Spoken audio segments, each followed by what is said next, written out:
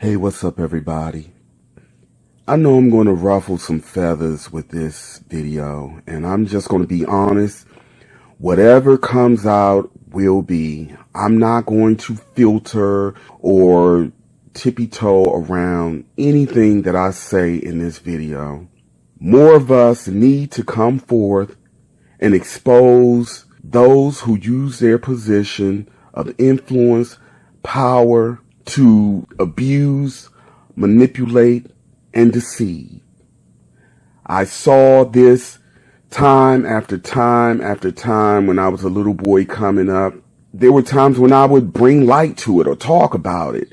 But it was very clear to me at an early age that there are people out there who don't want to accept and deal with the reality that is right before their eyes, because the delusion and the illusion feels better. It feels more comfortable. But I'm not that guy. I've never been that guy. One of the reasons why pimps, sexual abusers, and these guys who are in powerful, influential positions do what they do is because their flock and people around them remain passive and silent, and it indirectly emboldens them and protect them. Now, years ago on my spiritual channel, I talked about an experience that I had. I was right out of high school. I was about 19 years old, not long out of high school.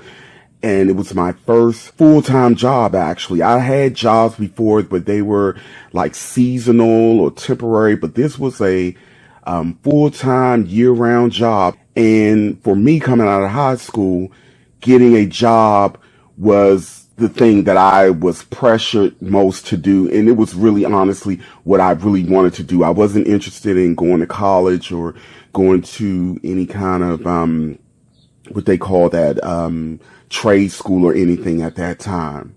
I did take some classes for office automations, but for the most part, I just wanted to get out there and make my own money.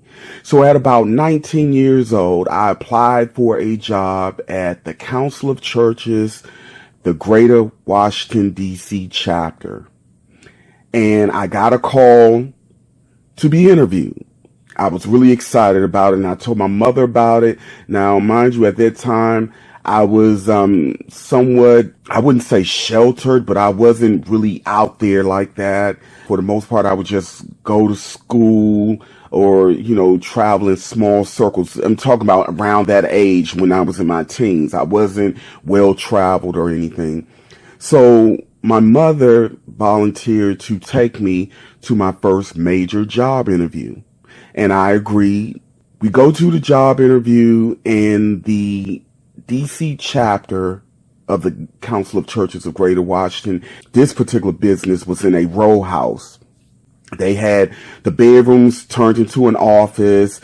The downstairs living room was one big office. They turned all the rooms into offices. They had a Xerox copier in the kitchen, and there was coffee in the kitchen where you could still eat meals, what have you. So I kind of liked the setup because it was kind of like you were at home, but it was a business as well. So I remember feeling like, the layout was pretty good or what have you. So my mother waited downstairs for me while I was upstairs in one of the office, which would be the equivalent of a bedroom, because again, this was a row house turned into a business. And I was being interviewed, which I didn't know at the time, by a highly respected and somewhat popular reverend. I'm not going to say his name. The man is since deceased, and I've forgiven him, but I'm just going to reference him as a reverend. So the interview was going well.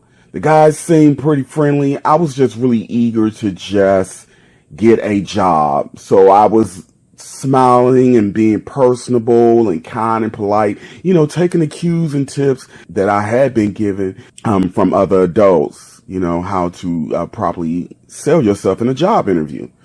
So the interview lasted for about 15 minutes. And at the end of this interview, the Reverend stood up. He came from behind his desk. He's standing right in front of me, and he extended his hand to me, And he said, congratulations, you have the job. And I immediately felt so happy, so proud. But at the same time, this man grabbed my hand and pulled me to him, and he grinded his erect dick against mine. Let that sink in.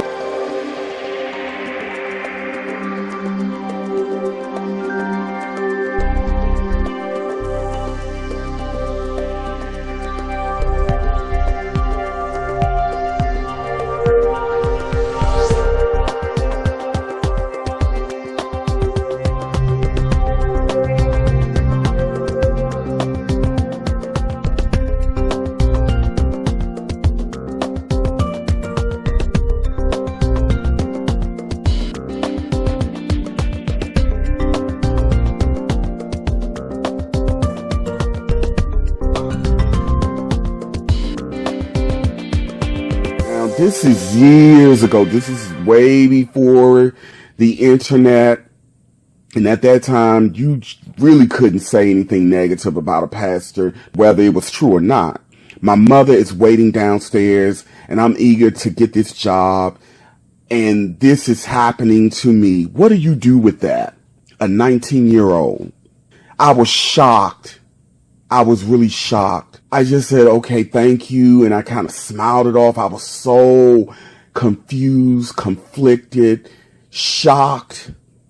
And later on, that shock, confusion turned to sadness. It really did, because again, this is a pattern in my life. For those of you who are hearing me for the first time, this was not the first time that I experienced being sexually abused or sexually assaulted. So here I am experiencing for the first time a man who is supposed to lead, to teach, to guide, to protect, to heal, is doing one of the very things that many of them I have heard time and time again preach out against. And as I got older, I realized those who stand behind the pulpit, who are constantly and most fervently preaching against or about sexual immorality, 9 times out of 10 are doing the very thing. The job was offered to me. I took the job. I didn't tell anybody. Now, I know some of y'all out there, how y'all think, oh, if it was me, I would have did this, I would have done that. No, the hell you wouldn't. You were in a position like that, and you were basically still a child, just starting out with life, and on top of the fact, seeing sign after sign that you never talk negative or say anything bad about people like this. Now, in this day and age, it should be a lot easier to be forthcoming about these things. But even still in this day and age, and with so many people who have come out and talk about being abused by men in positions as this, there are still people who will not come forward and tell of these things for the same reasons that I've already given. So I gotta tell you guys, I saw this kind of abuse happening in the church time and time again. Because again, remember, I had the gift of discernment. I could see a wolf in sheep's clothing. I don't care how well it's dressed, how well they speak. I could see them a mile away. And I remember there were times where I would warn people about this particular pastor, that particular deacon, that particular minister, what have you. And I would always get pushed back or attacked, or people trying to downplay what it is that I'm saying. And I kid you not, every single situation that I saw beforehand ended up coming out in the wash.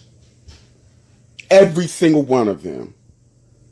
And so those who didn't believe me or was quick to shun or say I must be under the influence of Satan because they want to protect their perceived hero, or these men are like gods in the eyes of a lot of people. They want to protect them at all costs. So it's easier to attack the messenger or say things to make you just throw away anything that the messenger is bringing. So for a long time, I had a lot of anger and hostility towards so-called Christians. Cause I'm looking like, how in the hell are y'all supposed to be saved and filled with the Holy Ghost? And God is telling you this and telling you that. But somehow this God is not telling you that the very person who's supposed to be your leader, your guider, your healer is perverted as the very groups that they're constantly behind that pulpit singling out and demonizing. Y'all don't see this. Where's y'all discernment? This is the level of anger that I had towards these people for a long time. I remember when Eddie Long, that scandal broke, and I knew before any evidence or hint that he actually did this. Again, I can look at a picture, I can be in the presence of a person, and I can read the energy. And I kid you not, I have not been wrong yet, especially with stuff like that. I knew that man sexually abused those guys. And I remember the comments. My sister and I, we were talking about this, reading some of the comments when that story first broke, and who were the main ones in there attacking those boys and saying that they refused to believe that this pastor done these things. Christians, the people supposed to have discernment. How is it that y'all, again, never seem to see this stuff? It's probably more so that you may see it, but you don't want to see it because y'all would rather just keep drinking the Kool-Aid. And don't give me that BS that these are isolated instances. This is far more common than we want to admit. I know pastors who are like grandfathers, great-grandfathers, who have impregnated young girls from their church, in their church. Folk at the church basically hiding, protecting these people. These men who are having sex with other men and young men, but they'll get behind a pulpit and constantly demonize openly gay men and women who are in consenting relationships. They'll demonize and attack that. And again, as I said before, the common pattern is that those who constantly focus on and demonize the LGBT community usually are doing some mess as it relates to sexuality that is or will fall under the category of quote unquote perversion. Look it up. There's story after story after story after story, and y'all ain't seen nothing yet. It's just going to escalate. And I warned of this time. Not only are we in the time of the great revealing, the great awakening, these people will be exposed, and most of them will expose themselves. But what are y'all going to do with these exposés? Y'all going to continue to find a reason to attack the victims? Y'all going to still preach that, oh, we all fall short of the glory of God? I get so sick of hearing that bullshit. Again, I always saw that as another angle to protect these predators or to give them a pass. But with the average person, y'all constantly attacking and condemning. I'm not with that. I'm not buying it. These guys need to be exposed, and y'all need to wake up and smell the coffee and stop pretending that this is not a common problem in our community. This is a problem with men who more than often put themselves into these positions of power and influence so that they can be predators and so that they can abuse without impunity. Some of these guys are a part of secret societies and secret orders where child molestation and sex magic ritual is a part of their religion, but they're not going to tell y'all that. And why is it that these guys can just put themselves in a position by going to ministry school or getting a degree, or they can just say, oh, God called on me, or because they're the son of a pastor, they can position themselves into a position, but y'all don't check the background of these men. The average person has to go through a thorough background check to get a basic job, a job with no influence, no real power. So how is it that these religious figures can get into these positions without the same kind of scrutiny, if not much, much more, given the level of power that they would have? Why y'all ain't pushing for that? Why is the standard so low? Someone can just say, oh, God called me, or God told me this, or told me that, and y'all eating it up and trusting it, and giving these guys your life savings, giving them all of your cash, your cookies, okay? Let's be real about it. Desperate women up in the church, married, in unhappy relationships, having sex, and having affairs with the pastors. He's going through the women in the church. He's going through the girls, the boys, and some of the men too. And again, don't tell me this is some isolated incident. It's not. And the silence, the passivity is what empowers and emboldens them to keep on doing it. So this video is the first of many more that I will be doing. We need to make the dialogue a normal part of our lives. We need to set a precedent that we are not going to accept this and tolerate this no more. There needs to be a series of protocols and standards set into place before a person can assume such a position.